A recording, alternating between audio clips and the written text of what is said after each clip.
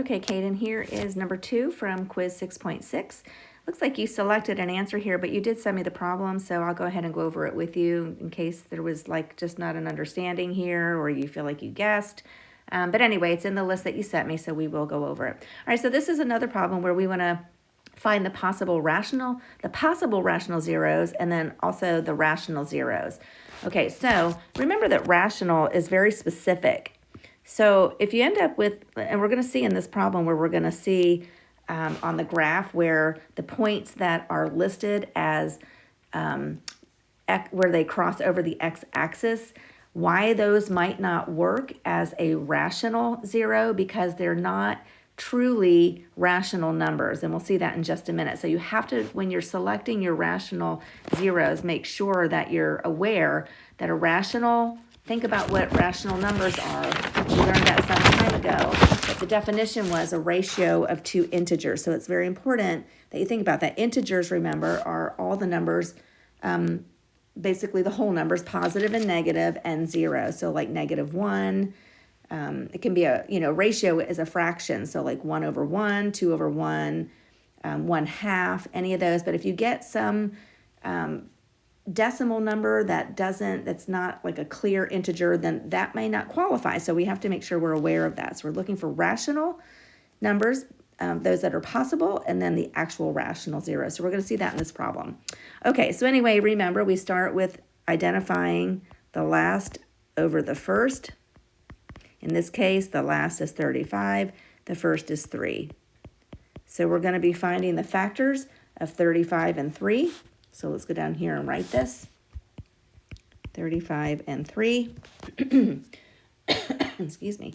And we're going to list those factors. All right, so we'll start by listing the factors. I'm going to put a line here to keep it intact as though it's like the fraction 35/3. So we would have, remember, they're all plus or minus numbers, but 1 is a factor of 35. 5, both positive and negative, are factors of 35. Plus or minus 7, and plus or minus 35. Those are all the factors, plus and minus of 35. And then for 3, we would have plus or minus 1 and plus or minus 3. That's the only factors for 3. So what we have to do next in order to list those possible rational zeros is list each one of those. Let me show you what I'm going to do here. We're going to list each one of these, take like each one of these numbers, have to be listed over each one of the numbers on the bottom. So let's list the first ones first. So we could do plus or minus 1/1. Hold on a second. That didn't turn out very nice, did it? Plus or minus 1 over plus or minus 1. And if I do that for each one of those, plus or minus 5 over plus or minus 1, we know that they're really going to be plus or minus 1, plus or minus 5. So I'm going to actually not write each one of these with the 1 underneath because it's just going to look a little bit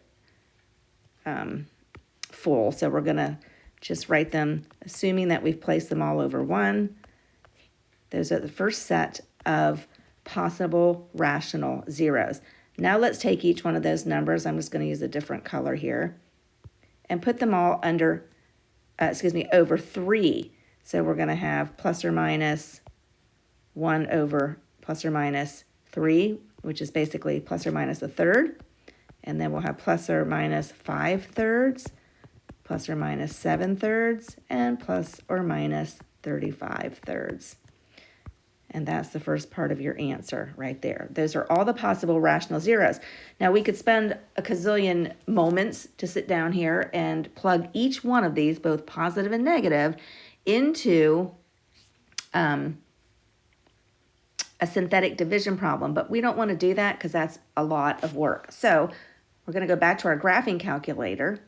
And I'm going to use the one that I found online since I don't actually have one here at home. And I plugged in the equation that was given to us, as you can see right here.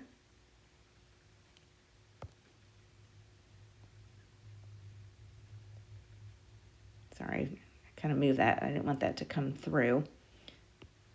All right. So you can see right here. I don't know what let me write on it. Hold on, let me move it down here a little bit. Maybe it'll let me write on it here. I don't know why. Let me move it down here. See if that'll help. I'm trying to write on it. I don't know why it's not letting me write on it. Sorry, give me just a second here to try to move this around a little bit. All right, there we go. So there's the equation. Now, if you look at the graph, I don't really like how that worked out. Let me add a page. Hold on one second. Let me just add a page.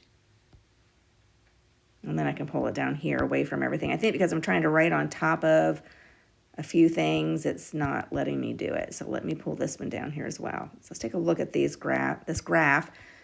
I screenshot it twice because the first one I just wanted you to see how it turned out on the graph. And I can actually mark where I see it crossing the x-axis, okay? So those are possible zeros, but rational zeros might not be all of them. So let's take a look and see what I mean by that.